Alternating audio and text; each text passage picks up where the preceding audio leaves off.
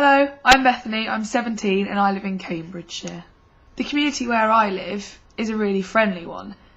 However, at night time it all seems to change and there seems to be this sort of darkness creeping in and everything's not as good as it seems. Often when people walk past my house it's very, very loud. So automatically, when there's a group of teenagers walking past your house, you automatically assume that they're out causing trouble, when actually the majority of the time they're just chatting.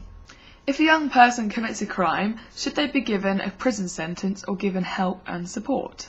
For starters, the way that question is phrased is young person. By saying that that person is young, it shows that they've got like the rest of their life ahead of them.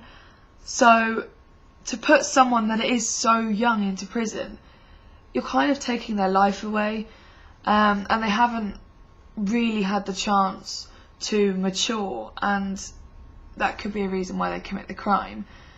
On the other hand, I hate it when people will say, oh, let them get off with the crime, they're just so young, they don't really understand what they're doing, because a lot of the time people do, and if they give in to peer pressure, you can't blame it on the peers. They have to take responsibility for themselves. It's just sort of where you draw the line. It does just seem teenagers can get away with things. Rob a shop, for example, and they're just not allowed in that shop for 6 months, and then they're allowed back in the shop. How do the local police treat you? As I've previously said, the area where I live is very community-based. There's a lot of families and things, and we do have our own police station and our own police squad, if you like. And often, if you look out of your window or you're walking around, you'll see a PCSO, which is Police Community Support Officer, riding around on his or her bike. And you walk past and they're like, hello, and sort of try and start a conversation. And okay, that's fine, but it kind of seems a bit forced. An example of when a PCSO has really not been needed is last winter, and it was chucking it down with rain, and me and my friends were like, well, we've got to find somewhere to go, and I sort of looked around and there was a park. I think we must have been in there for about 5 minutes, and then we heard the gate go of the park, presumed it was a parent with a child, and it was a PCSO, and he sort of came over and was like, what are you doing?